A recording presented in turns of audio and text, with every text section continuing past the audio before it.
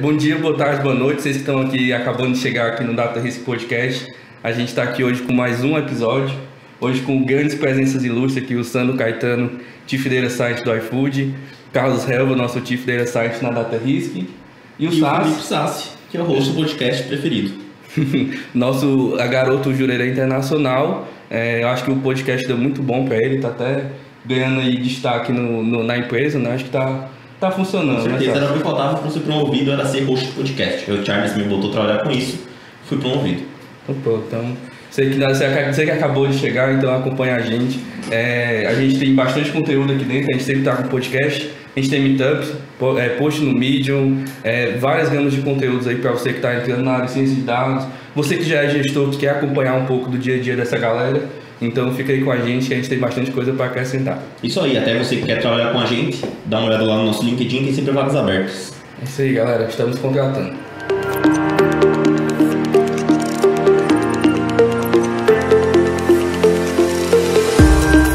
Então, pessoal, a gente está aqui com o Sandro, um dos nossos grandes... eu posso chamar de influencer, não sei se isso é um bom termo. Data influencer. Data influencer no mercado hoje. É novo, mas pode chamar.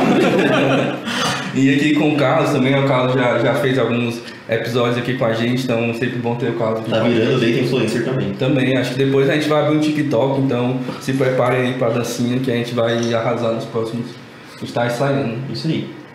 Show, então acho que dá pra gente começar, acho que entender um pouco de quem é que a gente tem hoje aqui, né? O Sandro, pra quem não conhece, o Sandro é um dos caras assim mais antigos do mercado de dados hoje, acho que não antigo de antiguidade, mas de experiência profissional. Tá há bastante tempo aqui, ó. A gente vai ter que controlar o Carlos, que hoje tá bem difícil, mas a gente vai, acho que é bom a gente ter essa interação.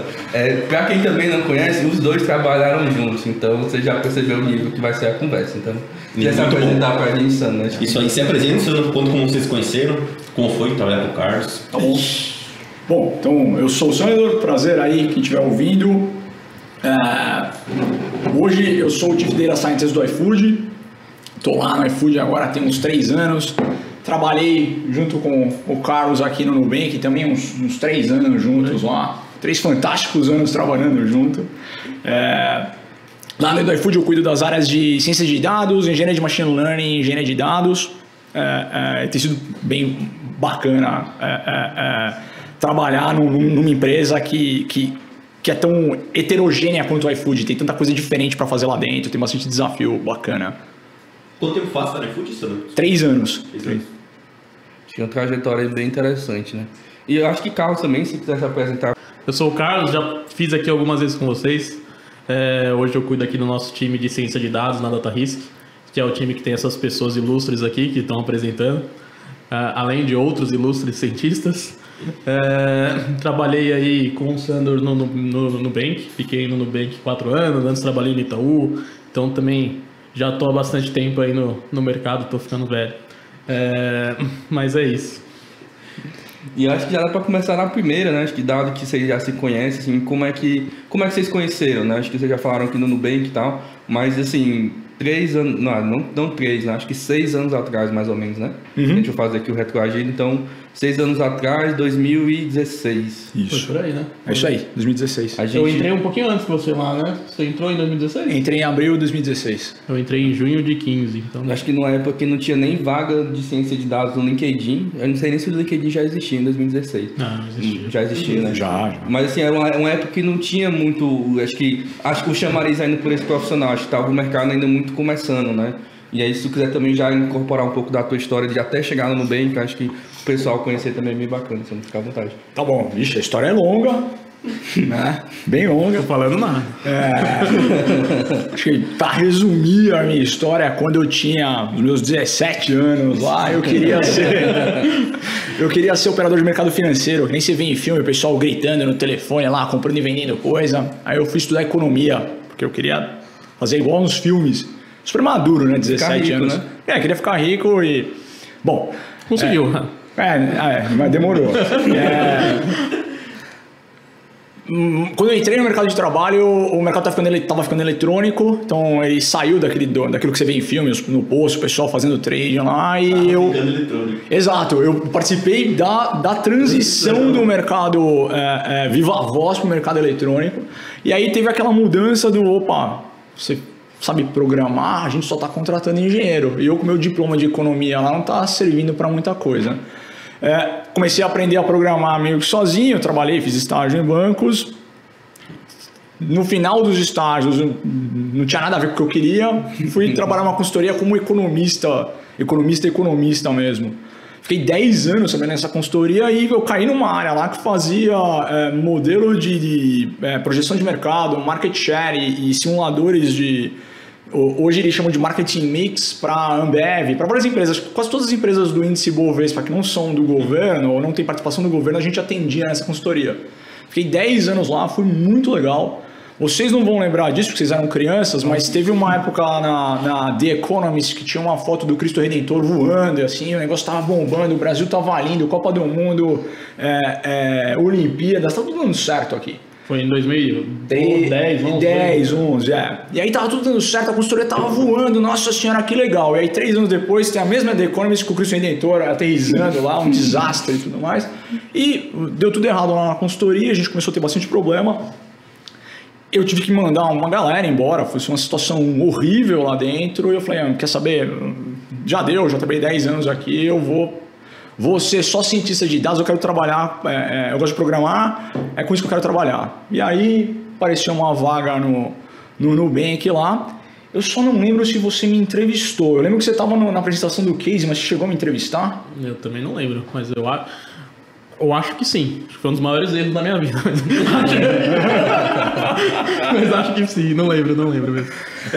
Da sua entrevista eu não lembro. Eu lembro que eu fui entrevistado por diversas pessoas. Eu só descobri que o Davi, que era o fundador do Nubank, estava me entrevistando no meio da entrevista. Você é o fundador. Super gafe, mas deu tudo certo, foi aprovado. Então foi assim que a gente se conheceu, basicamente. Foi. E eu acho que no contexto acho que no Nubank também começando, né? Tipo, 2016 também, Nubank nos seus primeiros anos, não sei nem se ainda se já tinha começado a ofertar o produto em si. Acho que dava muito no começo, talvez, né, Carlos? Quando eu entrei, já tinha alguns cartões emitidos, assim, o número de clientes era bem baixo.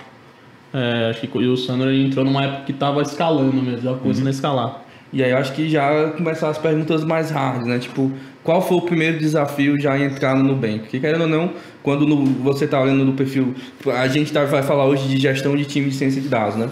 Então, um time que já existia ali dentro, ele olha para o Sandro ali fora e fala, o que é que esse cara tem para vir para agregar aqui dentro e quais os desafios que ele vai ter? E aí eu acho que foi a pergunta que fizeram basicamente, o Vélez deve ter feito para ti, o que é que você tem para contribuir aqui dentro do time, né? Então, naquele momento, qual era o desafio que vocês estavam, assim? O desafio do Nubank, você quer dizer? Exato. Puxa, eu acho que lá no começo, lá devia ter umas centenas de milhares de clientes na época lá e algumas centenas de funcionários. Então era pequeno, tinha bastante atendimento interno, então era realmente pequeno, a gente ocupava um andar lá no prédio, né? Você chegou a trabalhar na casa, que foi antes disso ainda. E o desafio na época era começar a fazer a roda girar quando você pensa em modelos e estruturas, porque a gente tinha as primeiras versões do modelo no ar,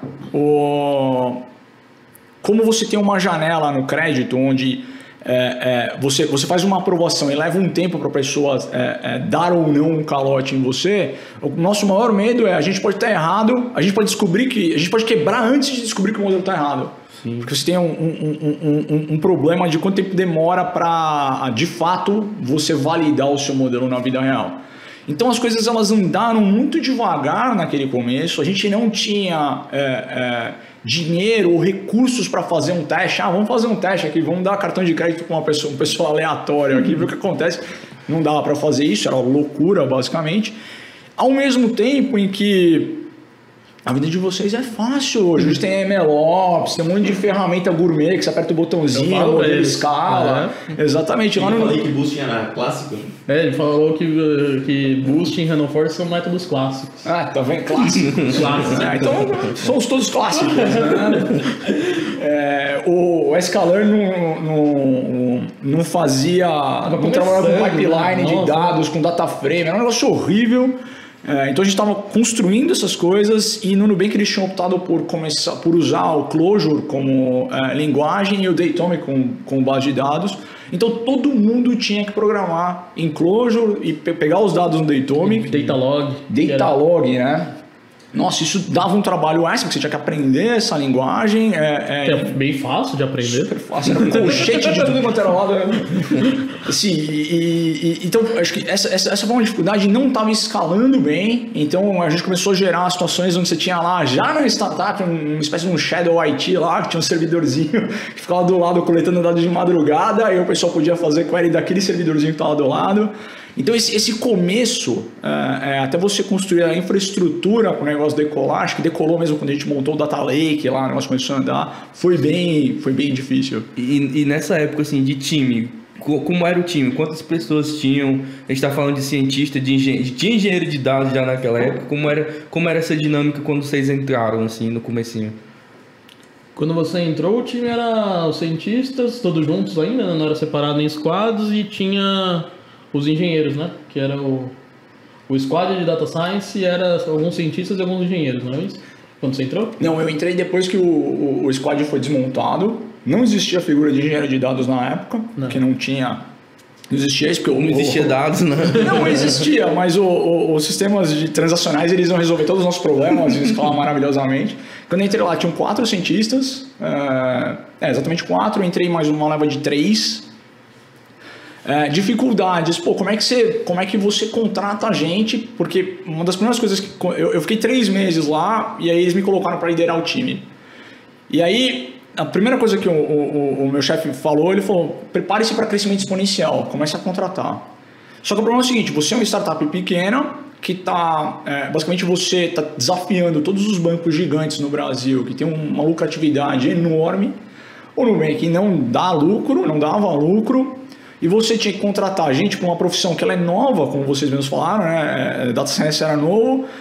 Todas as entrevistas que você ia lá pro finalmente, lá para contratar a pessoa, ele falava: mas vocês não vão quebrar, não? Então você não só tinha que vender a empresa, então você tinha que criar uma cultura, os meetups foram criados lá para isso e tal. Você criava a cultura, toda a entrevista era basicamente uma venda para o candidato. Olha só que legal que é aqui, tem mesa de ping-pong, pode trabalhar de bermuda. Mas vocês não vão quebrar, não? Porque aí todo ano a gente divulgava o balanço lá e tava perdendo dinheiro. E o pessoal dava risada: não vem que não é banco de verdade, tá perdendo dinheiro. Naquela época lá, beleza, mas você tinha que fazer. Não, o negócio é sólido, a gente acompanhava lá e tal. Então você tinha que fazer essa venda. Então contratar a gente foi um desafio todos os anos. Eu trabalhei muito tempo contratando gente, montando time. E o que tu buscava nos candidatos que tu contratava? Como? Desculpa? O que tu buscava nos candidatos que tu contratava, o que tu tentava encontrar neles para efetivamente eu quero contratar esse cara? Qual era o diferencial? Tá, a gente tinha um processo que ele era razoavelmente, não dá para dizer automatizado, mas ele... Aliás, tem um negócio engraçado, quando eu fui contratado no Nubank, o pessoal que montou a provinha lá do teste, eles tinham perdido a chave das respostas lá para poder validar. Não tenho nada a ver com isso. Então eu não sei se eu fui bem ou não, ou se eles jogaram um dado lá. Ninguém sabe, porque a gente perdeu a target. Eles perderam o target do modelo para validar se tinha feito bem a solução ou não. Então, sei lá, né? Depois a gente remontou. Você ia falar? A gente avaliava mais a solução, né? Não avaliava a performance, métrica, esse tipo de coisa, porque não dá. Exato. A gente remontou lá o processo. Então a gente tinha um processo que era basicamente um modelo de risco de crédito. E a gente avaliava a solução, tanto que a gente tinha criado algumas variáveis que elas eram variáveis que elas teoricamente não deveriam servir para nada. Como signo. E era boa. E fizeram ela de um jeito que ela fosse uma variável significativa no modelo. Então, se você construísse um modelo, o signo ia entrar como uma boa variável e ia dar sinal lá para você, porque a gente forçou isso. Porque eu acho que o cara de touro, né, ele tem uma propensão maior a investir meses, acho que deve ter um. Esse Capricórnio é horrível. E a gente colocava isso de propósito, tinha várias variáveis que elas não prestavam, então era um dataset sujo. Então a pessoa tinha que tratar o dataset, tinha que gerar um modelo, a gente olhava para a solução e era muito legal, porque tinha gente que excluía signo, tinha gente que colocava signo e explicava por que colocou, e assim, não tem resposta certa, olha, tá funcionando, usa aí, né? E teve gente que até zoou com a nossa cara, que a pessoa não só criou a solução, usou o signo, como juntou vários blog posts explicando, blog post de site de astrologia e tal, explicando Porque fazia sentido. por que fazia sentido a solução dela. Então, beleza, nisso a gente conseguia pegar a parte técnica. Aí a pessoa vinha, a gente tinha uma entrevistinha, um whiteboard lá, onde a pessoa fazia um teste técnico. Então, beleza, passou das 2 fases técnicas, era bem pesado isso. A gente tinha uma entrevista que era mais cultura, pô, vamos ver se você está com vontade o que você pode agregar aqui, se você entende o nosso problema como um todo. Então, se eu fosse dizer, era 80% técnico, porque realmente não existia treinamento e tal, e tinha muito aventureiro também que fazia um curso rápido e tal, e aí eu rodava um notebook pronto lá do curso online que ele fez, então a gente fazia essa separação. Não, bacana. Eu acho que... Se a gente for pensar um pouco da estratégia que a gente usa hoje, né? Com uma restrição a mais que a gente não tem o bolso tão cheio. Então, acho que o nosso processo hoje é muito parecido, mas assim, o que a gente busca por não ter o bolso tão cheio é muito potencial, né? Então é contratar pessoas que estão começando, mas que a gente vê ali o potencial e que tenha, assim, tá alinhado à nossa cultura, que quer aprender e aí treinar dentro de casa. Mas o processo em si ele é muito parecido. Muito nesse pilar, né? E eu acho que até para complementar a pergunta do que é que você buscava, eu acho que também tinha o ponto do que é que o time estava olhando no momento, né? Então vocês falaram do momento que a solução ainda estava sendo construída, né? Validada e tudo mais, até um ponto que hoje você, sei lá, deve ter vários modelos para várias coisas ali dentro, vários produtos, várias soluções, né? Então, na época ali a gente olhava as coisas que eram, assim, que tinha mais dinheiro ali, pelo menos na época, né? Que era uma parte de crédito. A gente acabava não conseguindo olhar outras coisas que hoje, com o time que o Nubank tem, com certeza são olhadas, né? Exato, tinha um viés, assim, a gente contratava muita gente que já teve experiência em banco, a gente contratou bastante gente que trabalhou no Serasa, por exemplo, porque tinha um skill set que a gente precisava e dava match com o que a gente estava buscando. Então, eu fiz um PhD e minha tese foi em sei lá, aprendizado de máquina para reconhecimento de imagens. Pô, legal, mas a gente não vai usar aqui. Texto, começou a usar bem depois. Então, a gente tinha algumas skills específicas que estavam mais ligadas ao mercado bancário que a gente estava procurando. não, bacana. E aí, acho que quando a gente olha para... Eu acho que eu já vou entrar na carreira de vocês, né? Acho que, dado que foi proposto ali que vocês entraram, acho que você falou, né? Tipo, depois de 3 meses eu já virei líder. E aí, quando você tem um líder, tipo... Assim, eu tenho pouco tempo de líder, assim, acho que um ano e alguma coisa. Então, assim, é muito difícil até mesmo você entender o time, entender qual desafio você está propondo para ele, né? Então, você tem um desafio da empresa de não quebrar, você tem um desafio do time de produzir, né? E aí o time precisa escalar, né? E aí tipo, quando começou a vir essa mudança da estrutura, né? Tipo, sair, como você falou, né? Agora vamos pensar em escalar, exponencial o crescimento. O que é que você está levando em conta ali para a questão de cultura? Vou aumentar o time, mas o que é que o time vai se desafiar? O que é que o time entende ali como desafio para entregar mesmo, né? Tipo, para a empresa crescer também. Acho que a gente não olha o time de dados hoje como uma coisa isolada da empresa, pelo contrário, né? Ele faz a parte, quase um motor dentro da empresa para produzir, né? Acho que no contexto que a gente está hoje é bem assim. Então, deixa eu ver se eu entendi. Você está olhando mais para desafio para o time. Exato. Certo. Porque, tipo, na gente, no começo, a gente tinha um desafio que era assim, era encontrar o cliente que precise desse produto que é um modelo. Né? E aí a gente foi aprendendo a fazer isso, aprendendo a melhorar as skills, o time foi começando a ser um time mais consultor, aprendendo a entregar soluções que não eram modelos, eram resultados que o modelo estava embaixo, né? Então a gente foi se desafiando até chegar nesse ponto, mas eu acho que maturidade a gente aprendeu bastante em 2 anos, 3 anos. Entendi. Bom, acho que eu pelo menos vivi 2 realidades bem diferentes, né? No Nubank, o que a gente usava lá já era um processo mais consolidado para um produto que ele é basicamente um produto único ou com pouca variação. Então o mercado de crédito já existe há um tempo, já existe expertise nisso, já existiam processos para isso. Então o que o Nubank fez foi contratar gente muito experiente de mercado, tinha bastante apoio dos fundos que investiram no próprio Nubank, então a gente já sabia como é que o produto ia funcionar. Então era um desafio basicamente de você treinar os melhores modelos, validar esses modelos, implementar esses modelos e monitorar assim, ao extremo. Sim. A gente tinha reuniões lá que a gente olhava para centenas de gráficos toda semana, uma super divertida reunião de olhar para Era a melhor reunião da semana. E acho que esse foi o desafio no começo. Então, é um desafio de construção. Precisamos construir os sistemas, precisamos fazer com que esse modelo funcione em escala e precisamos garantir que as nossas decisões são as melhores decisões possíveis e que o modelo não está falhando. Sim.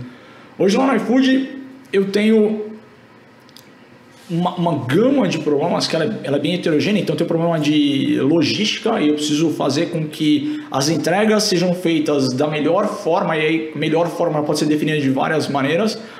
O time de negócios, logística, eles olham para 13 métricas lá, e até hoje eu não entendi por quê, porque 13 métricas é bem difícil de você acompanhar no detalhe. Exato. Então, basicamente, o que a gente está olhando é remuneração do entregador, a gente quer que as pessoas sejam bem remuneradas, então eu poderia ter um monte de entregador numa praça e dar uma corrida para cada um.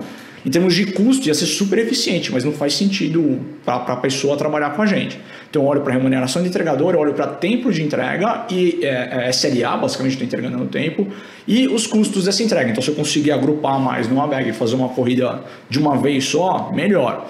Beleza. Aí do outro lado eu tenho antifraude. Pô, tem um monte de problema de fraude, o pessoal tenta fraudar o cartão o tempo todo. Eu tenho um problema de cardápio, item proibido. Toda hora tem alguém tentando vender cigarro, por exemplo, no aplicativo. Então a gente precisa tratar isso, encontrar. Então o desafio lá, além de ser um desafio de construção, é um desafio de você conseguir entrar junto com as áreas de negócio que já estão tocando isso. E é um desafio de influência, né? Explicar para eles, tá aqui a solução, ela é melhor do que usar uma regra, não sei o que lá, você implementar tudo isso, conectar com as áreas de tecnologia, conectar com as áreas de negócio, porque essas áreas elas não têm uma expertise que a gente tinha lá no Nubank para o produto do Nubank. Sim. Eu acho que você tem que vender a solução, né? Vender que mostrar, isso que vocês faziam faz 20 anos, dá para fazer dessa forma aqui. Você tem que fazer eles acreditar, confiar na solução para ter essa transição. No Nubank, provavelmente, a galera já está lá com a mentalidade de opa, isso aí é que funciona, os caras estão fazendo isso, nós vamos usar porque funciona. Eu acho que esse é um bom ponto, já que você entrou no ponto do iFood. Não existia iFood, não existia, acho que, nenhum mercado digital de entrega de comida em si, né? Acho que a gente viveu a época de ligar para o restaurante para ter a entrega do próprio restaurante. E era só pizzaria. Exato. E escolher as pizzas. Que sabor você tem? Aí falava o cara toda. Justo. Então, assim, quando você vai, assim, não é só criar um novo produto para o mercado inexistente. Como é essa dificuldade, né? Não sei se você pegou esse ponto, assim, do começo em si, mas, tipo, essa transição, eu acho que o Nubank já, como você comentou, né? Tipo, o Nubank já tinha um produto, era um mercado de crédito e estava querendo mudar como o cliente era servido, né? Mas, assim, quando eu penso no novo produto, é outra coisa, né? Tipo, não tem nem pra onde ir, assim, acho que... O Nubank, no caso, na época de vocês, o cliente sabe o que ele precisa, o cara gostando de crédito sabe que vai entrar no Nubank. Agora, no iFood, o cliente sequer sabia do que precisava. O iFood tem que oferecer e fazer a pessoa usar um serviço que ela sequer sabe que precisa. Eu acho que é uma pergunta, não sei se também... Como fazer a recomendação quando você não tinha o dado inicial do cliente? O que era o iFood antes dos dados que ele tem hoje? Entendi. Essa aí eu acho que é bem complexo, né? Acho que o sistema de recomendação que não tem dado inicial, como faz? Pizza pra todo mundo. Não precisa inventar muito, não. Quando você tem um problema de cold start, que apareceu um cliente novo lá, o que eu tenho dele? Às vezes eu não tenho nem a localização, porque a localização você põe na hora que você põe o endereço de entrega. Agora a gente pede antes, né, para você colocar uma localização para gerar os restaurantes. Mas assim, eu não sei mais nada sobre você. Mas quando você pensa em recomendação, é difícil, é bem difícil os algoritmos de recomendação baterem em coisas como o Top N, por exemplo. Eu tenho os 10 melhores restaurantes dessa região aqui, põe para esse cliente. Eu tenho essas promoções aqui, coloca para esse cliente. Uma coisa que a gente faz lá, obviamente, mas ele tem um caráter, tem uma dualidade no que a gente faz promoções para clientes novos. Então, um cliente novo, ele vai com com uma promoção, com um cupom, que ele é bem maior do que o normal. Porque basicamente vem aqui e testa meu produto. Ao fazer isso, ao testar o produto, a gente já começa a acumular algum dado. Recomendação mesmo só vai ficar bom depois que você usar algumas vezes, mas não quer dizer que é difícil bater um top N. Né? Você vai ter que trabalhar bastante, inclusive, para bater um top N. Não, bacana. E assim, eu acho que saindo, a gente vai misturar bastante, então estejam aí já preparados. Acho que quando você começou como líder no Nubank, né, com um time para liderar, como era o teu estilo de liderança naquela época porque ele é tipo hoje, por exemplo? O que foi que evoluiu você como líder? Boa pergunta. E nessa linha aí, qual que foi, tipo, pros dois, tá? Qual que foi a dificuldade de continuar a transição de ser um cientista de dados para ser um líder de um time de ciência de dados? Ou como tu se preparou para isso? Como foi essa rampa para virar um líder do iFood hoje? Quer começar? Posso começar. O Charles começa que ele tá se esquivando hoje. Não, tá tímido. Nada. Tá tímido. Bom, acho que pra mim, acho que a maior dificuldade quando eu virei a chave, né, quando eu saí de um contribuidor individual para liderar um time, acho que foram duas. Uma foi saber esperar e saber que cada pessoa tem o seu tempo. Eu me sentia meio ansioso de falar, putz, isso aqui dá pra fazer em tempo menor. 4 horas. Posso fazer pra você, sabe? Esse tipo de coisa, assim, acho que é uma dificuldade de você conseguir não ficar tão em cima. E acho que outra dificuldade que eu tive foi de saber, eu queria muito proteger o time, blindar o time de todo o resto, assim, sabe? De blindar o time de problemas e eu percebi ao longo do tempo que isso não é, acho que a maneira mais correta de liderar. Lógico que às vezes você tem que blindar, mas às vezes o pessoal tem que aprender também a sofrer as pressões, ganhar corpo, exato. Então acho que isso foi acho que a maior dificuldade que eu tive, que eu tentava blindar muito, e também às vezes tentava... Eu queria deixar um gerenciamento mais de não fazer um micro gerenciamento, fazer um gerenciamento mais longe, mas aí eu ficava ansioso e tentava colocar a mão para fazer as coisas mais rápido, para ajudar. Então acho que foram as duas principais coisas ali que eu acho que foram as principais diferenças, as principais dificuldades, né? E aí em relação a hoje, eu tento ser bem... Depois vocês podem falar se funciona ou não. Eu vou falar, pode deixar. Mas eu tento deixar vocês bem à vontade, bem livre. Então fazer bem um macro gerenciamento mesmo e mais... eu sempre tento, quando eu não concordo com algo que vocês fizeram da parte técnica, né, eu tento fazer com que vocês percebam o problema, ou se existe realmente o problema. Então eu tento... mais assim, gerenciar, deixando vocês livres para tomarem as próprias decisões e só ir dando aqueles pitaquinhos de vez em quando. Tá fazendo sentido essas variáveis? O rei do pitaco, Essa variável faz sentido, aí não pensar, pior que não faz. Exato, acho que é bem esse o estilo que eu tenho hoje, assim. Eu acho muito bom o estilo que você tem, os líderes na DataRisk que tem, de meio que não colocar na fogueira, mas dar um desafio pra pessoa e ver como ela reage. Porque tem gente que tu dá um desafio e ele vai abraçar e se desenvolver muito rápido. Tem gente que não, para não dar, precisa ir mais devagar. Então eu acho muito legal isso. Vocês conseguem ver muitas vezes uma pessoa dar um desafio para a pessoa, ela consegue entregar aquilo e ela tem uma evolução exponencial. Acho muito bom isso. A gente estava até conversando esses dias que na época que a gente estava começando o time, eu fui o 7º cientista do time. E aí era uma época que não tinha gerente de projetos, não tinha ninguém que lidava com... Era basicamente... A gente fazia tudo. Então imagina, no projeto, eu fazia a apresentação, fazia o modelo, fazia o que o Carlos validava. Então era uma coisa bem mais... E tratava com o cliente. Com a área de negócio, com o time técnico. Fazia tudo, né? E aí depois quando entra no time para dar suporte, aí a galera tipo, hoje tá bem mais tranquilo de lidar. Né? Exato.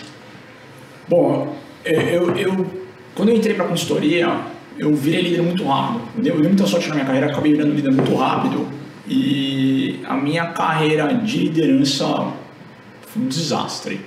Um desastre completo. Eu sei. Você pegou a parte melhor. Mas isso foi um desastre. A minha primeira reunião, sem brincadeira, minha primeira reunião de feedback, eu sentei lá com o engenheiro para conversar com ele. Eu falei, cara, você acha que você é a bolacha mais crocante do pacote. E aí eu continuei com o meu feedback e achei que tinha mandado super bem, né? Queria se tocar, agora ele vai melhorar. Não, agora ele vai entender que ele precisa ser um pouco mais humilde. Ele pediu demissão pro meu chefe no meu primeiro feedback. Então eu comecei bem, comecei forte. Tem outras histórias assim que eu conheço. Deixa para outro momento. Mas assim, comecei. E aí eu dei muita sorte também na consultoria, que eu tive um mentor muito importante para a minha carreira. Trabalhei com ele muitos anos lá e ele foi me moldando nessa questão de liderança. Quando eu saí da consultoria, eu dei um passo para trás em termos de carreira. Eu fui de ser só cientista, não durou muito, mas eu dei esse passo para trás. No Nubank, eu já estava um pouquinho melhor, mas eu sempre fui um cara muito, como é que eu posso dizer? Eu entrava demais, eu microgerenciava, eu dava muita opinião, minha opinião é muito forte, eu falo muito alto, quase sempre eu recebo feedback, você é bruto, não sei o que lá. Então, eu tenho é um esforço grande para eu entrar cada vez menos, né, nas coisas, para eu trabalhar mais com visão e por aí vai. Continua passando o tempo, agora eu estou no iFood, eu tenho um time que lidera times de times. Então, hoje eu trabalho muito mais dando a visão para eles, daqui 5 anos, daqui 3 anos vão para lá. E aí o time está totalmente empoderado para conseguir perseguir essa visão e eu basicamente eu navego por instrumentos lá para conseguir acompanhar o que está acontecendo e eu gasto o meu tempo com o que eu considero como meu time mesmo, que são os meus pares dentro da empresa, então, sei lá, o CTO, os líderes de negócio e tal, para facilitar a utilização e a escalar os modelos de AI na empresa. Tu basicamente dá a direção, os times, como tu tem times alinhados, dando a direção eles conseguem ir da melhor forma possível para aquele objetivo que tu quer. Exato. Então é isso. Aí, hoje eu faço muito mais um papel de coach do time, de é isso aqui, aí o coach basicamente é feedback orientado para mudança, precisamos fazer isso aqui, queremos chegar naquela direção, beleza, agora eu vou lá com os meus pares, vamos azeitar essa relação aqui, vamos trazer recurso e por aí vai. Então acabou se tornando algo que era muito bom na massa, muito entrando no problema. Eu gostei de tocar, sei lá, no mínimo uns 20% de projeto técnico para muito mais relacional agora. Sente saudade dos projetos técnicos? Eu sinto saudade de deep work, então eu sinto saudade de poder bloquear um espaço na minha agenda de algumas horas seguidas e poder focar em uma tarefa. Eu vou construir alguma coisa, mas nem que seja uma apresentação de ponta a ponta assim, sem interrompido, acho que isso é importante. Hoje a minha agenda é em bloquinhos de 30 minutos conversando com gente o tempo todo, e disso eu não tenho saudade nenhuma, eu tenho saudade de sentar e focar no negócio e conseguir fazer até o fim. Uma coisa que eu adoro fazer é whiteboard para criar uma solução de um negócio que não existe. A gente fez muito whiteboard no Nubank lá. E agora com a pandemia a gente perdeu completamente essa possibilidade de ficar junto e fazer um brainstorming numa ideia lá, escrever umas equações na lousa, desenhar gráfico sem eixo. E acho que essa é a parte que eu tenho mais saudade. Não, e acho bacana, né? Tipo, você vê a evolução do líder, né? Acho que foi o ponto que a gente colocou, tipo, de você sair de uma coisa que é, vamos dizer assim, que cobre o time, que quer que ele, tipo assim, microgerencial, acho que é o ponto, e você sai assim, agora a gente não faz mais, tipo, não é nem que não faz mais, né? Agora que a visão é uma visão orientada a um resultado, a uma mudança, sei lá, 3 anos, 5 anos para o futuro, acho que... Isso, eu acho que o microgerenciamento não era nem algo ruim, vocês estavam fazendo algo que achavam que era bom, que precisava, porque precisamos entregar alguma coisa boa, ficar em cima para ajudar, mas no final das contas essa visão por cima e deixando a pessoa dando a direção, no final isso vai funcionar muito melhor. É que no médio e longo prazo não escala, né? Não escala porque você tem que saber fazer as pessoas que estão embaixo de você crescerem, né? Exato. Você já ouviu falar do princípio de Peter? Acho que não. Não. Eu estava tendo uma discussão com os colegas sobre o princípio de Peter e ele diz alguma coisa mais ou menos assim: uma estrutura hierárquica, todo mundo vai ser promovido até o ponto de incompetência. Então, todo mundo hoje ocupa a posição onde ela é incompetente, porque você não está sendo mais promovido. E aí, uma coisa muito interessante sobre o microgerenciamento é você é promovido e aí você automaticamente se torna incompetente. Então, olha só que legal que são as empresas hoje. Parabéns, você é um ótimo cientista. Toma dinheiro, uma promoção e você volta a ser incompetente. Porque é o que acontece, agora você tem que liderar um time. Então você, nessa posição de incompetência, agora... de demissão. Ele continua com a metomania. É o seguinte, o Carlos não é promovido há muito tempo, então ele é o maior incompetente, ele tá lá em cima, entendeu? E o ponto que eu quero dizer é o seguinte, a gente muda de posição para uma posição onde a gente somos incompetentes, somos todos incompetentes, e você fica inseguro. Essa insegurança que você tem, principalmente quando você é novo em cargos de gestão, você projeta no seu time. Então você não consegue largar o osso daquilo que você fazia muito bem. Você, eu escrevo o código muito bem, eu valido o modelo, não sei o que lá, eu não consigo soltar isso, o meu time não está fazendo bem. Você não tem o processo para fazer o seu time crescer, você está inseguro, você está sendo cobrado por um negócio que você não conhece, bem-vindo ao mundo corporativo. Difícil, acho que é essa. E aí eu vou jogar um outro ponto, né? Dada essa circunstância que você colocou, como é que eu motivo o meu time, dado que eu tenho um viés pessoal de liderança, para ele entregar? Olha só, né? Tipo, porque o time, você tem a motivação pessoal do colaborador em si, tipo, eu quero crescer, eu quero ser um cientista melhor, mas ao mesmo tempo você tem um líder ali que te cobra por coisas específicas, né? Então sempre vai ter esse encontro, né? Eu acho que é muito importante, assim, eu sempre gosto de falar que as pessoas são, pelo menos um cientista, né? Eles gostam muito de desafio, de fazer coisas que são desafiadoras, fazer coisas simples, o cientista em pouco tempo ele já está de saco cheio. Coisas legais. Então ele gosta muito do desafio e gosta muito de aprendizado e de trabalhar com outras pessoas que ele sinta que ele está aprendendo. Então acho que a melhor forma de motivar um time é esse. É você conseguir mostrar o quanto que aquilo que pode parecer até simples é desafiador. Assim, mostrar, isso aqui você acha que é simples, mas não é. Olha aqui a complexidade disso, o que você vai resolver na vida das pessoas lá na ponta. E o quanto que eles vão conseguir aprender com esse projeto. E até direcionar o time para isso, né? Então se você tem um time com 2 pessoas ali, você sabe que uma pessoa... tem uma deficiência mais nisso, já direciona para você vai trabalhar nisso nesse projeto para aprender, sabe? Acho que é a melhor forma de você conseguir motivar um time de ciência de dados a entregar. Isso vem dos 3 pilares do Charles, né? Nos 3 pilares. O Sandor sabe dessa? Acho que não. Eu tô ficando mais velho, eu tô aprendendo com o Sandor a criar frases de efeito. Parábolas, né? Ele não conta mais história, parábolas, já tá todo no... Eu tenho meus 3 pilares de ciência de dados, que é desafio, time, aprendizado, time e dinheiro. Os 3 pilares para motivar um cientista de dados. Faz sentido. E você escolhe 2? Como é que é? Project Manager? Idealmente tem que ter os 3. Em alguns momentos a gente tem que ficar com 2. Mas a ideia é não ter um só. Tu fica entre 3 e 2. Idealmente é 3, mas geralmente é 2. Nem falo qual que é o que tá faltando, mas... Não, tudo bem. Eu compartilho disso, eu acho que não tem muito como fugir. A remuneração, ela, se você não conseguir no lugar que você tem, outras pessoas vão te oferecer. Desafio, eu acho extremamente importante e eu penso muito nisso. Você tem que dar uma visão, um propósito para a pessoa. Você está fazendo isso aqui por algum motivo, senão você vai ser desafiado nesse propósito. Por que eu estou fazendo isso? Não faz sentido e é bem comum. Eu vejo os cientistas, na sua maioria, como engenheiros, e o engenheiro gosta de resolver problema. Então, se você der um problema para ele difícil, der um caminho, uma direção, uma visão, é lá que eu quero chegar, eu não faço ideia, e na grandíssima maioria das vezes eu não faço ideia mesmo de como chegar lá, tá aqui esse problema, me ajuda a resolver esse problema. E você dá o apoio necessário para que ele possa falhar, então você gera aquela segurança psicológica para que ele consiga agir, tomar as decisões, dar autonomia para ele chegar lá. É uma equação que ela tem uma chance de sucesso muito alta. Até porque salário por salário tu não vai conseguir manter o funcionário, vai ter gente que vai pagar mais. Tu tem que ter esse diferencial de colocar ele trabalhar em problemas impactantes que ele goste, que se sinta motivado, que ele aprenda. Porque senão sempre vai ter uma empresa gringa que vai pagar em dólar o cientista.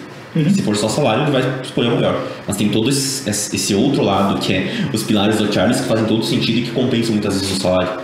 Eu fiquei até na dúvida do ponto que você levantou da incompetência, né? Quando você muda de nível, você é incompetente. Tá preocupado? Não. Ele vai sair daqui, vai pro psicólogo. Eu tô preocupado, esses dias eu tô preocupado, velho. Não, digo, tipo, depois que você subiu, como é que você volta a se motivar para sair do vale da incompetência para entregar? Porque eu acho que vai ter esse ponto que você comentou do cara, eu mudei de cargo, vou ser cobrado diferente, não estou seguro sobre o que você entregar, e você tem que virar ali uma chave para que você realmente entregue, você motive. Então, como é que sai daí? Eu acabei não pensando muito, assim. Entendi. Puxa, eu aprendi na porrada. Então, eu dei muita sorte de ter bons líderes que me deram bons feedbacks. Você não está sozinho nessa jornada. Na grande maioria das vezes, você não está sozinho nessa jornada. Então, o que aconteceu? Eu fui promovido, eu não sabia direito o que estava fazendo, mas eu tinha sempre uma rede de apoio que estava bem feliz em me dar feedback negativo para que eu pudesse evoluir na minha carreira. Hoje eu penso muito assim, sempre que alguém é promovido, essa pessoa está numa posição de segurança muito alta. E o que eu preciso fazer é criar a rede de apoio para que quando essa pessoa for promovida, ela já chega promovida a uma nota 7 já, no mínimo uma nota 5, entendeu? Então você não começa do zero, você constrói algo e você deixa esse legado para as próximas pessoas que vão vir no seu caminho. E aí você consegue subir a barra do time inteiro. A verdade nunca ninguém vai estar sempre trabalhando no seu máximo, mas você faz com que a derivada seja sempre positiva. Não, eu acho que tem vários aí que você pode derivar, né? Tem um caso, por exemplo, a gente viu, imagina um colaborador muito experiente saindo do time. Como é que você fecha esse buraco? Querendo ou não, ele vai ter um papel no time. Quanto mais experiente a pessoa, mais central ela fica ali no time, né? E aí como é que você tampa esse buraco quando uma pessoa sai? E causa até impressão no time, tipo, olha, esse cara tá saindo. Por que eu vou ficar se esse cara tá saindo, se esse cara é bom? Exato. Acaba revelando alguns problemas que a gente não tem identificado. Tudo bem que vários problemas podem levar uma pessoa a sair de um cargo e tal. Mas assim, como é que você faz para sair uma pessoa importante do time? O time ainda precisa continuar, como é que o time vê aquele buraco, aquele vácuo que é deixado, como é que ele ocupa aquele espaço, né? Porque querendo ou não, se você se ficar muito na dependência do líder, se o líder sair, o time quebra. Então não faz muito sentido você ter esse problema, né? Então, como lidar com esse ponto, assim? Perder um talento é sempre ruim. Você nunca quer perder um talento dentro de um time. E, por definição, você nunca vai conseguir ter um processo que ele substitui um talento. Pelo menos não agora.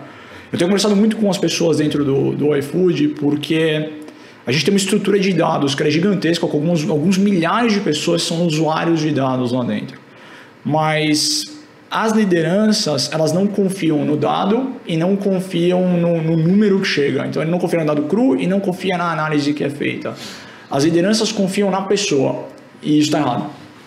Eu não posso confiar em você me faz as análises, eu confio em você. Se eu trocar você, eu não confio mais, tenho que ir tudo de novo até confiar na próxima pessoa. Então esse é um problema de processo. Então o que a gente vai tentar fazer é encontrar algum equilíbrio, onde eu tenho uma quantidade de processos que não afoga todo mundo, mas permite um certo grau de confiança, mas eu consigo deixar meu talento voar. Eu vou perder talentos? A gente vai perder talentos, faz parte, mas eu tenho que ter uma estrutura que incentive o próximo talento. Cadê os meus próximos talentos? Sim. E a roda vai girar e faz parte. Bacana, acho que é bem difícil, né?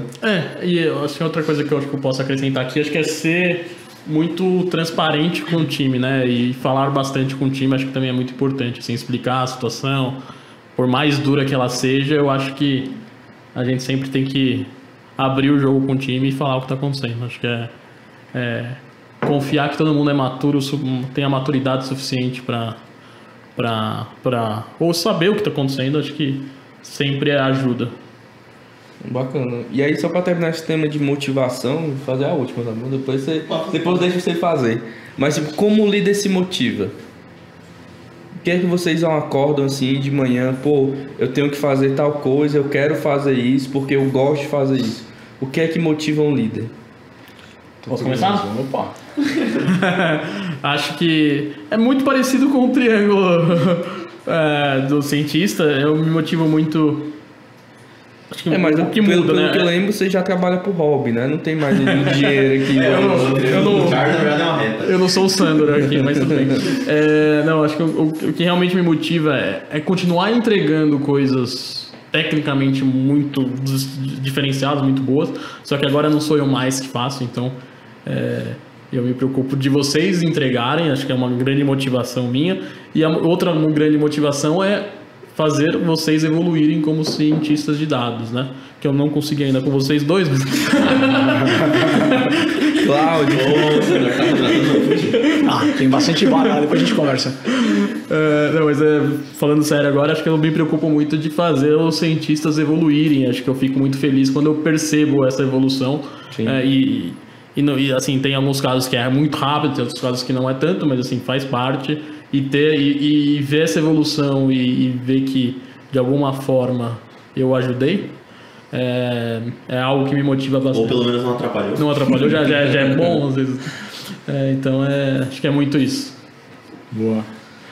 Eu olho muito para propósito de empresa e cultura de empresa, então não é só mais aquilo que está entregando, mas o que eu estou construindo e para que eu estou construindo essas coisas. Então, quando eu olho para o iFood, por exemplo, é uma empresa gigante que lida com um pedaço gigante da economia do Brasil, tem centenas de milhares de entregadores, centenas de milhares de restaurantes e dá muito prazer poder auxiliar esses restaurantes, por exemplo, a conseguir crescer os seus negócios, alimentar suas famílias e prosperarem aqui. Então, ajudar o empreendedor brasileiro, e ser empreendedor no brasileiro é um ato de heroísmo. Eu tiro meu chapéu para vocês.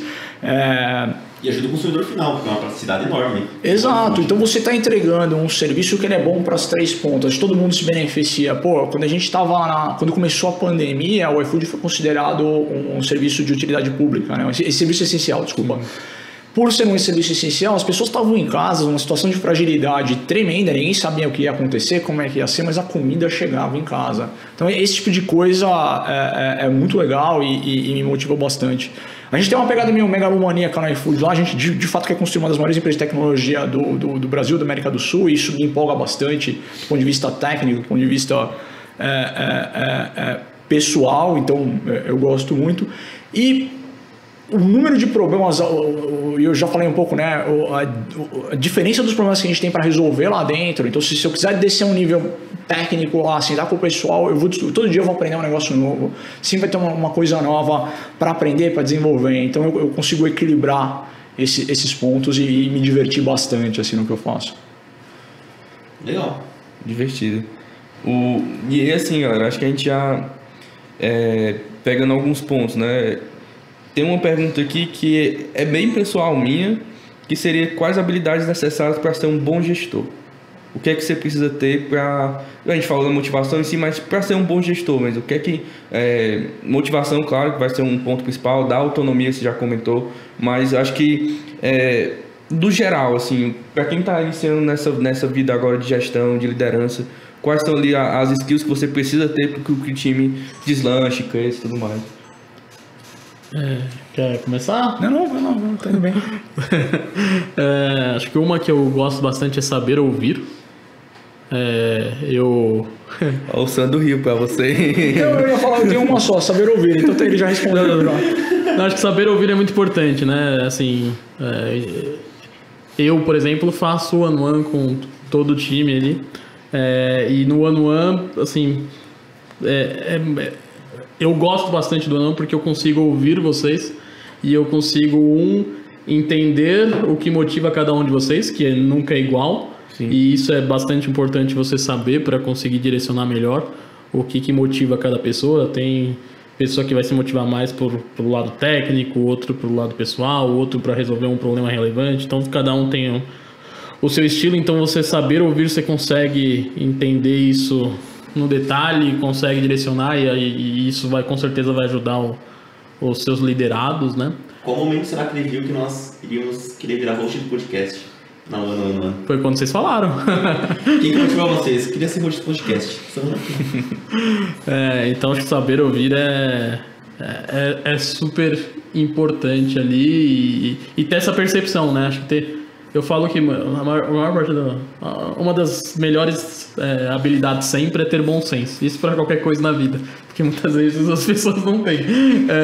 Então, saber ouvir, ter bom senso já é meio caminho andado aí. Eu não sei se essa história do bom senso foi meio passivo-agressiva com eles. Eu não sei a história que você... Ele olhou pra você no finalzinho. assim. Tá bom, bom senso, importante. Bom senso. Eu ia falar uma só sobre o Rovira. Então a gente tava falando um pouco sobre insegurança como líder e tal. Na hora que você tá mais inseguro, é a hora que você menos ouve. Você quer falar, você quer explicar, você quer mandar, você quer... Você numa posição de liderança, você não tem que ouvir só o seu time, você tem que ouvir o stakeholder tá dependendo de você, você tem que ouvir as pessoas que estão à sua volta, você tem que se ouvir. Eu acho que isso é muito importante, né? Parar e fazer esse tipo de reflexão e escutar ativamente. E eu acho que tem muito a ver também, você ser um bom líder, vai... Assim, você começa, nós estávamos falando de segurança, mas eu acho que tem muito a ver você começar a perder insegurança quando você vê que você está fazendo boas contratações desde o início. Estou contratando gente inteligente, então, eu não preciso ficar inseguro, porque esse cara sabe o que está fazendo. Se eu estou contratando um cara inteligente, eu não quero dizer para ele o que é fazer, eu quero que ele me diga. Então, eu acredito que você tendo confiança na tua contratação, à medida do tempo, tu vai tendo mais confiança no time e diminuindo a insegurança, tu vai se tornando um líder melhor também. É que a vida real ela é mais suja, né? Você nunca vai conseguir ter um time de gente brilhante e inteligente. Você vai ter essa variância, as pessoas não estão sempre bem também. Só na DataRisk que a gente consegue isso, é muito difícil. Parabéns. Eu acho que o ponto que, dado que eu peguei recentemente algumas fases iniciais, eu vi que, eu acho que quando você muda, você assume que você sabe. Né? Tipo, eu vou virar líder, então eu acho que eu sei liderar, o cara me colocou como líder, então faz sentido. E aí você já sai assim com uma cabeça já pensando que sabe fazer várias coisas e começa a errar. Né? Eu acho que se fosse dar uma seria tipo, assuma que você não sabe nada de gestão, nada de liderança e vá entendendo os passos para você entender as pessoas ali. E aí, como você falou, acho que ouvir é o ponto fundamental, assim, que gera confiança e a confiança gera engajamento e assim por diante. Dos próximos passos, hein, Sassi? Cuida. Assim, vai ter um que eu estava discutindo esses dias com o pessoal, e acho que quando a gente contrata uma pessoa, né, a gente sempre olha hard skills e soft skills, né? E a gente, o cientista tem que ter mais hard, o cara que é BA tem que ter mais soft. Como é que vocês olham isso a gente vai ficar já, acho que a gente passou bastante coisa de gestão, mas no momento de contratação, assim, de olhar o perfil do cientista, o que é que vocês buscam ali. Como é que vocês montam esse perfil, sabe? Acho que assim, é normal você ter pessoas com diferentes combinações aí de hard e soft skills, e faz parte da nossa capacidade de saber liderar esse tipo de pessoas. O que a gente tem que tomar bastante cuidado, principalmente com pessoas que são mais hard skills e tem pouco menos desenvolvido soft skills, por exemplo, a gente trata todo dia com o cliente. Se a pessoa tem um pouco mais de dificuldade, se for um problema de hard skill que a pessoa é mais introspectiva, tranquilo, assim, a gente sempre vai ter alguém no projeto que vai tomar essa frente, a pessoa fica mais nos bastidores, tranquilo, vai ser bom para ela, bom pra gente, zero problemas. O que me preocupa com isso é mais quando a pessoa ela tem problemas de interação, né? De interação com outras pessoas e acaba gerando conflitos, começa a gerar conflitos internos com outras pessoas, até com o cliente. Isso é o que sempre me preocupa na hora de quando eu estou conversando com alguém, eu vejo que é uma pessoa que tem mais hard skills e menos soft skills, é isso que eu vou olhar. Eu vou olhar se é uma pessoa que, tudo bem, ela está introspectiva, zero problemas, a questão é se essa falta de habilidade dela de social, vamos dizer assim, vai causar problemas no time, vai gerar conflitos. Acho que é essa a preocupação, não o fato dela não ter muitas soft skills, né? Vocês já contrataram um detrator dentro do time? Já chegou a acontecer alguma coisa, tipo... eu contratei um cara que era muito bom, mas ele chegou no time e começava a diminuir a motivação do time, jogava contra o líder. Já aconteceu esse caso? Deixar o Sandro começar. Quando você falou pessoas com poucas soft skills, eu fiquei pensando em alguns exemplos que eu tive na minha vida. Eu imagino, sabe? Que foram alguns que eu pensei também. Assim, a pessoa tem algum hard skill que a gente está a verificar ainda, mas soft nenhum. E para quem estiver só ouvindo não vai entender nada isso aqui. Para quem estiver assistindo, mas agora eu acho que o ponto que você tocou você pode ter menos soft skill, mas você não pode ser uma pessoa tóxica. Exato. Eu acho que esse é o grande problema. Então tem gente que não se dá bem com pessoas, tem gente que sofre em situações sociais. Eu, por exemplo, eu tenho uma dermatite que eu me coço demais quando eu fico nervoso. Então em situações, eu tô todo coçando aqui, minha mão tá até vermelha e coçando, porque em situação social assim eu gasto uma energia maior para tentar me comportar, não falar palavrão, não ser bruto nem nada. Então eu realmente eu não posso jogar poker, eu pego uma mão me coçando, eu não posso levar. É horrível essa situação.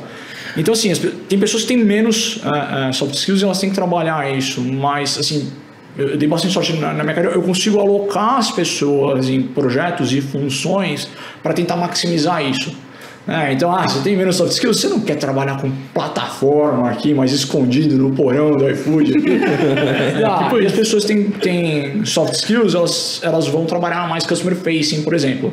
O que acontece? Quando você entra num cargo de liderança, aí o bicho começa a pegar. Você pode ser um líder exemplar, que lidera pela sua capacidade de técnica? Pode. Mas você vai ter que adaptar o seu estilo de liderança. E são estilos de liderança. Não tem dificuldade, mas você tem que saber usar isso e, principal, você tem que ter consciência. Então, se você encontrar uma pessoa com baixos soft skills, é importante você dar esse feedback, a pessoa vai buscar um treinamento, alguma coisa assim, ou ela vai se adaptar a isso, entendeu? E sobre o lance do detrator, vocês têm algum um exemplo de como lidar com esse cara dentro do time? Feedback, assim, acho que tem que ter bastante feedback e planos de melhoria, né? E acompanhamento, assim, você também faz planos de acompanhamento, você vai acompanhando a pessoa, se ela está melhorando ou não. E aí, sim, se ela não melhorar, você precisa tomar uma ação para não acabar prejudicando o resto do time, né? Então, acho que não tem muito diferente disso a se fazer. Se a pessoa for chegando no nível tóxico, provavelmente não vai adiantar nada isso. Mas, no final das contas, o que tu quer é achar uma pessoa que seja boa de conviver e trabalhar. Tendo isso, tu consegue ensinar a ela tudo que precisa. Esse que é o ponto. Se ela tiver vontade. Exato. Sendo uma pessoa boa de trabalhar, boa de conviver, tu consegue ensinar e colocar ela no tempo dela, onde tu precisa que ela esteja. Mas se não for, é muito difícil. A minha paciência ela é bem curta com gente tóxica pro time, assim, é uma coisa que eu não admito. Então o feedback ele é curto, rápido e a mudança ela tem que ocorrer imediatamente, senão é game over. Então eu acho que esse é um dos maiores problemas assim, que a gente tem que tratar imediatamente, porque eu não vou sacrificar o resto do time por causa de uma pessoa. Mas é o melhor técnico do mundo, tá bom, tchau, vai lá fazer outra coisa, entendeu? Aqui não. A gente teve um caso, né, que a gente estava entrevistando um candidato muito bom tecnicamente, acho que tinha suprido todos os quesitos que a gente tinha colocado, mas assim, na conversa que a gente teve, a gente ficou assim, esse cara é bom, mas se a gente colocar ele no time, o time não tem a sinergia, ele vai atrapalhar o desenvolvimento das pessoas que estão aqui, sabe? Então até optar por isso foi uma escolha, sabe? Não faz sentido, por mais bom tecnicamente que ele faça, que agrede. No todo, subtrai o resultado final, né? Eu acho que nós estamos chegando nos minutos finais. A última pergunta, eu acho que nós podemos falar é projetos interessantes da carreira de vocês. Se vocês tivessem que elencar qual foi o projeto mais interessante que vocês participaram, tanto desenvolvendo quanto como liderando? Qual vocês elencariam? Difícil essa ou fácil? Tem alguns, eu vou elencar 2. Você não estava nesse, provavelmente. Não tem problema. Oh, meu Deus. Projetos de sucesso. Eu não estava nele porque foi antes de mim.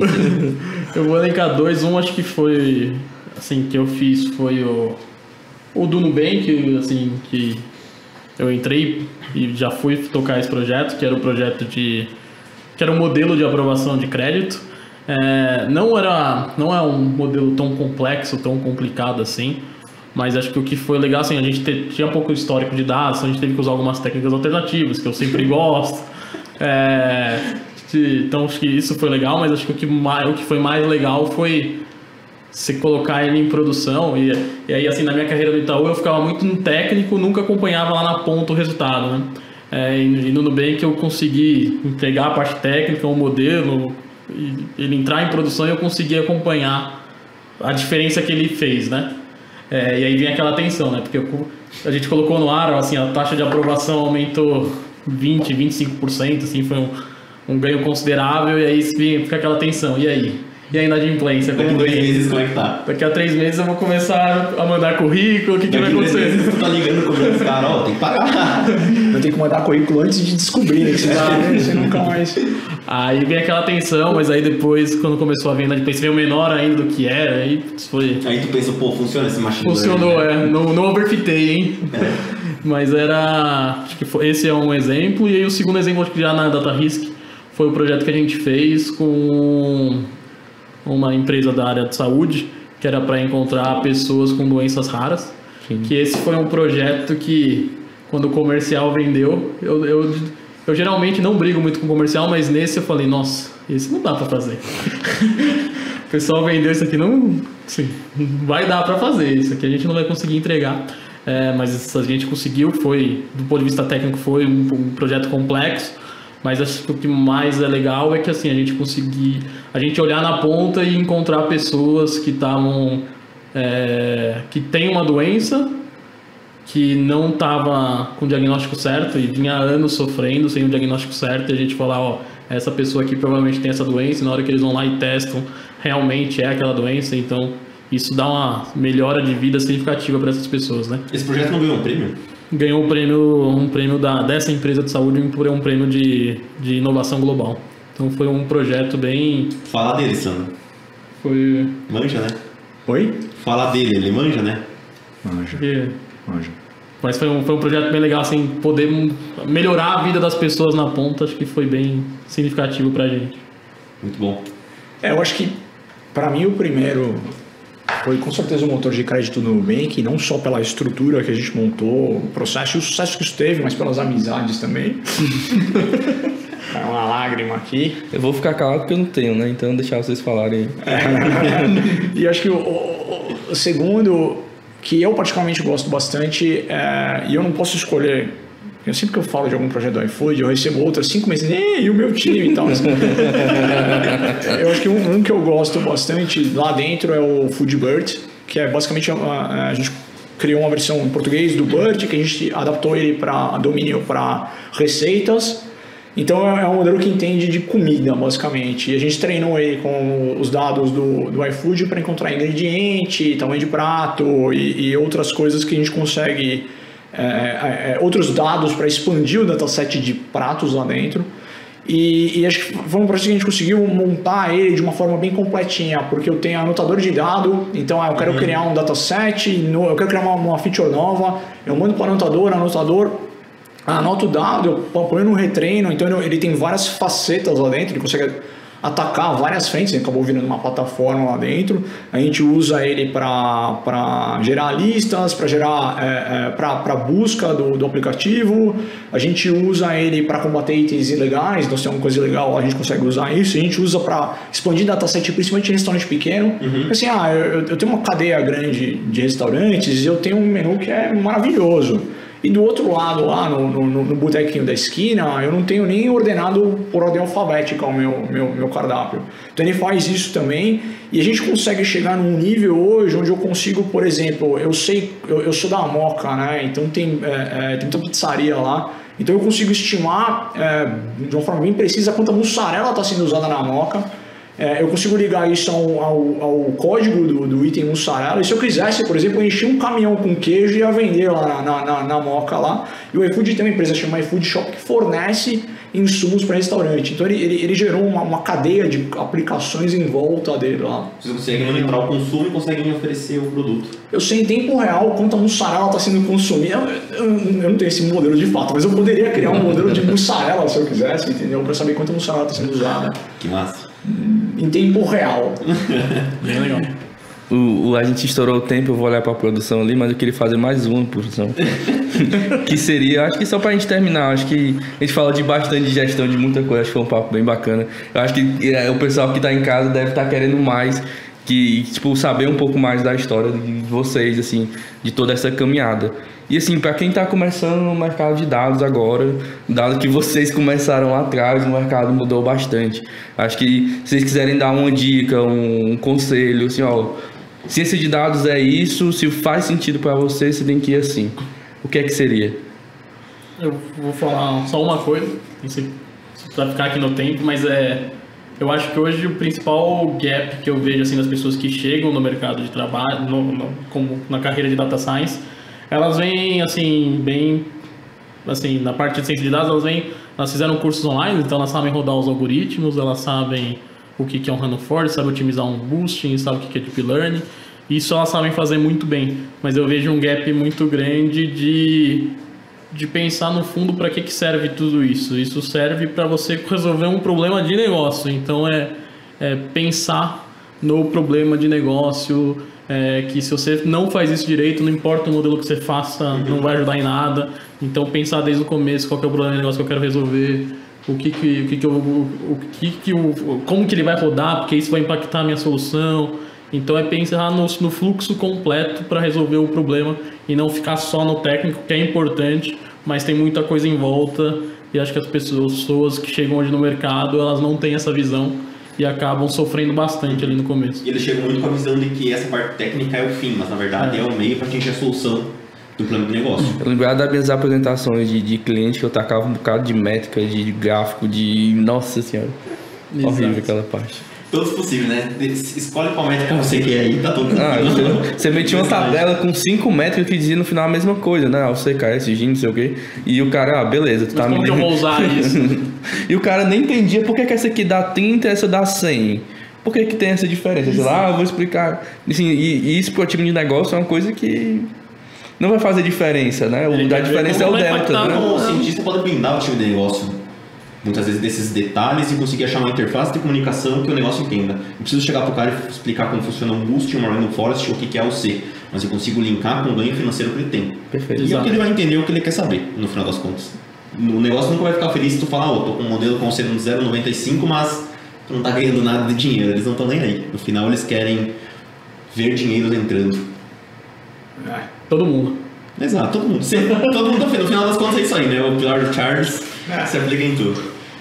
Eu lembrei, com a sua fala, eu lembrei da minha primeira entrega quando eu virei consultor. Tinha acabado de ser efetivado na consultoria lá e a gente foi gerar um projeto para estimar vendas e marketing mix da Ambev. A gente foi lá apresentar na Ambev, eu era novinho ainda. Apresentação de 2 horas, eu dominava aquela apresentação porque eu sabia todas as métricas, eu sabia todos os números de cor. Nossa, eu nunca fui tão preparado. E tinha um cara quieto no canto lá assistindo em pé a apresentação, 2 horas em pé. Terminada a apresentação, o CEO da consultoria estava fazendo essa apresentação, um cliente grande. Aí o cara falou, pô, legal, mas a minha meta é crescer venda de escola. Vocês estão apresentando que vai cair aí. O modelo diz que vai cair, né? Acabou. O cara fez esse comentário e acabou a reunião. Perdemos, né? Porque agora você vai ter que ver como é que você vai fazer para ajudar o cara. Para vender mais. Nossa. Exato. Então, quando eu penso em que dica que você dá para o pessoal novo de negócio, a primeira coisa a ciência de dados hoje é um problema de engenharia. Então, a gente fala no iFood que o cientista de dados ele é 90% engenheiro, 10% estatístico só para fazer besteira, assim. E o que a gente faz, na final das contas, é construir ferramentas de suporte à tomada de decisão. Qual que é a decisão? Então, hoje, com esse pensamento, o que ele precisa? Ele precisa crescer o share de escola. Então, beleza, como é que eu vou criar um sistema que vai ajudar ele a fazer isso? E não um modelo que vai fazer um forecast lá e... Por si só, né? Por si só, exatamente. É legal, mas não é útil. Exato. É bem legal. É bem divertido de fazer, mas não é útil. Pensar no modelo... tipo aquele Jupyter Notebook, custou 500 mil esse teu Jupyter Notebook aí. Ninguém tá usando. Acho que pensar no modelo como uma ferramenta, né? Acho que isso. De suporte, acho que é o ideal. Acho que agora nós temos que terminar também, porque a produção tá brava.